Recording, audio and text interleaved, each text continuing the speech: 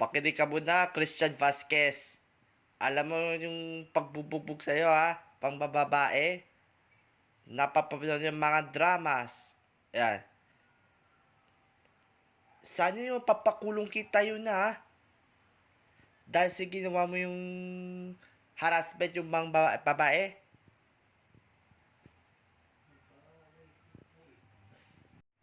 Gagaganti siya. Sinisira yung mga plano mo po, Christian Vasquez. Mas kukorte na tayo.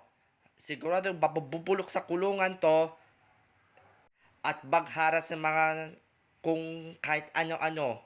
Mga salot sa lipunan, Christian Vasquez as Victor.